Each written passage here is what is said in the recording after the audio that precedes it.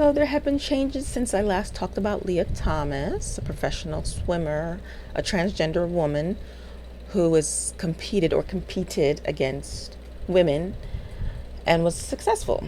But now there has been some changes to the rules regarding trans women swimming with women. So there's an article by the Washington Times that expresses there is now a ban for post-pubescent males from women's swimming. So let's look at the article. It's short, so I'll just kind of read through it a little. So the International Swimming Authority announced Sunday that post-pubescent male-born swimmers will be banned from female races, dousing transgender athlete Leah Thompson's hopes for competing against women at the Olympics. The International Swimming Federation, FINA, said that 71% of their members voted to adopt a gender inclusion policy after reviewing the conclusions of a working group established in November to examine the scientific and human rights issues associated with transgender swimmers. So they're thinking about maybe having a third category, gender inclusion policy, like an open competition, which I think would make sense. They say we have to protect the rights of our athletes to compete, but we also have to protect competitive fairness at our events, especially the women's category at FINA competitions.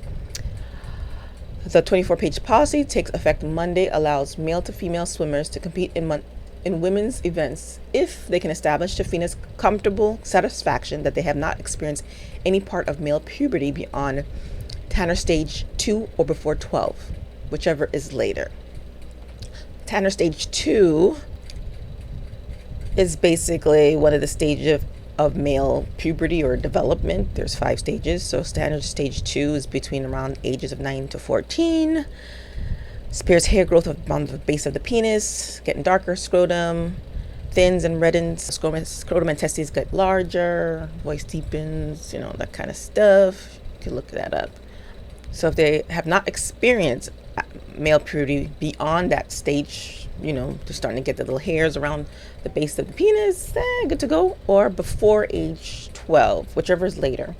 So if they don't transition before that time, they can't compete. So in addition to this, swimmers in the women's competition whose testosterone in serum tests above 2.5 nanomoles per liter may be subject to sanctions, including being disqualified retroactively and ineligible for a certain period, depending on whether the infraction was intentional or unintentional. People are just talking about, transgender women, if they don't transition before 12 or the Tanner stage 2, they can't compete. But they're including women too in this, which people aren't talking about. If a woman's testosterone level is above 2 nanomoles, she might be subject to sanctions or disqualified. So I think they're trying to be fair. It's like, okay, you trans women, we gotta look at you, and you women with testosterone higher than 2.5, we gotta look at you as well. So normal healthy range in males as far as testosterone is 9.2 to 31.8. For females, it's 0.3 to 2.4. So women hardly ever reach like double digits in their testosterone level. But if they go above that 2.4 normal range and hit 2.5, now we gotta start looking at you. But for transgender women, their criteria is before. In 2016, the IOC adopted a guideline where trans women could compete after 1 year of having testosterone levels below 10 nanos. World Athletics put in a rule that required 5 nanos. They don't have to reach the normal level of women as long as they're below the normal level of males, or at the low end of the male's testosterone level. It's interesting that they're looking at women too, because a few years ago there were 2 female women athletes named Caster Semenya and Dute Chand, I might be saying that wrong, Dute Chand, who were barred from competing because their testosterone levels were above the normal levels of a female, because I don't know if it's confirmed, but they are most likely intersex, and they have something called DSD, which is difference of sexual development, which happens with intersex people. They may have appearance of a female or appearance of a male, but inside they have organs of a female or a male, or pretty much just, I guess, intersex, right? They might have the DNA of a female, but male organs and things like that. And then, of course, with male organs, you're going to have higher testosterone level. There are studies that are saying, oh, trans women with hormone therapy can get to a level of a normal, could get to a level of a regular woman. So it's not a big deal. But, if you're going through puberty, you're gaining the advantage of testosterone already that women don't get. You're getting the increased muscle mass, bigger bones, size, girth, lung capacity. And just because now that your testosterone is now becoming lower, doesn't mean you didn't get the advantage of all those things. It's not that simple. And there is a study that someone mentioned that when trans women go on hormones, there's only a quarter that reach a woman's level, a quarter that never reaches a woman's level, a quarter that reaches just below a man's level, and a quarter that their level doesn't go down at all. They stay within the male range. So, but then I read another, not a study, but an article that said, 96% of trans women reach below 2, the testosterone level of 2. So, but they linked that article, they linked that study, but when I was reading it, they were just talking about grip strength and versus lean muscle mass. So I didn't see anything about the testosterone levels being equal to a woman's levels. So I don't know. I try to read these articles, these publications, I should say, not just the articles, because people could write whatever they want in an article. I like to see where they're linking it. But it's interesting. You can find whatever bias you have. So it's hard to find truths, because one article saying this and they linking this publication, or article saying that, they're linking publication, but sometimes there's an article not listing any publication, they're just speaking. I think it's fair. Leah just became a woman, a trans woman. She's lived as a man most of her life.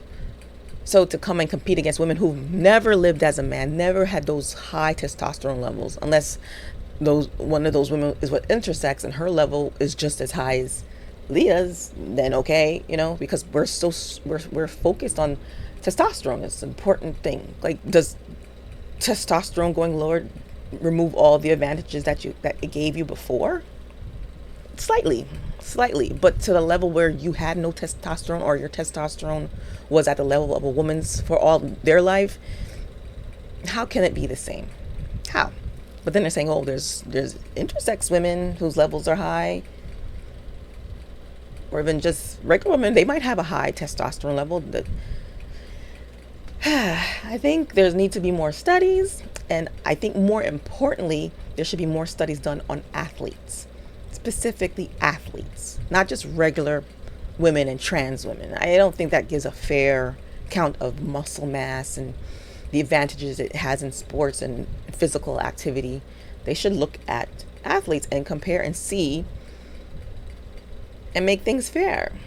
I know a trans woman wants to be in women's sports because the title says women's sports, and I am now a woman, so I should be with the woman.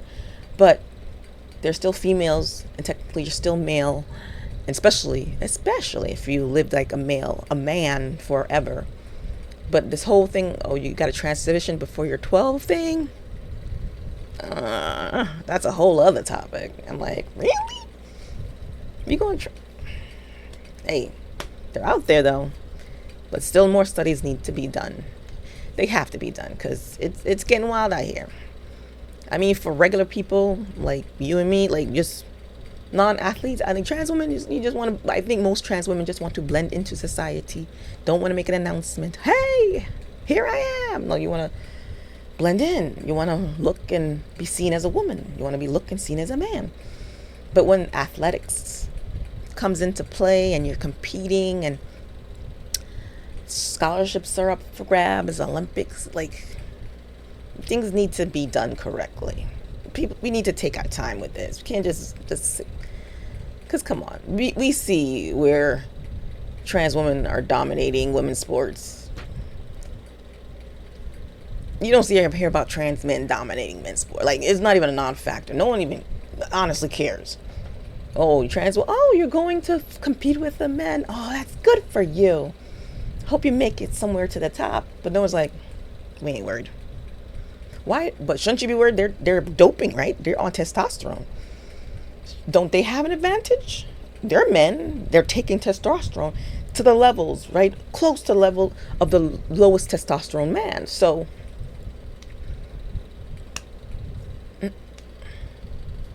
yeah, but no one really cares. There's need to be more studies done with athletes. Forget the regular folks. I don't care about your testosterone. Trans woman, I don't care what your testosterone level is if we're just walking into the same bar or whatever, or club. Like, girl, do you. I'm not concerned about your levels. You're not concerned about mine. You look cute. You look cute. Do what you got to do. But athletes is different. Sports is different. You know? Maybe there need to be like that third, that open category where everyone, whatever your gender identity is, go ahead, compete. Whoever wins first wins first. Whoever wins second, whatever. Whatever. The winner is. But let male sports and female sports stay what they are. Sports for males, sports for females, because we know males and females are different. We're not the same. And that's okay. What do you guys think? Is this ban fair? Is it right? Or it's technically not a ban. It's just a guideline for trans women. And women too. Ladies, if your hormone level is above 2.5, you might not be able to compete as well. Is that also fair? Let's keep talking about it.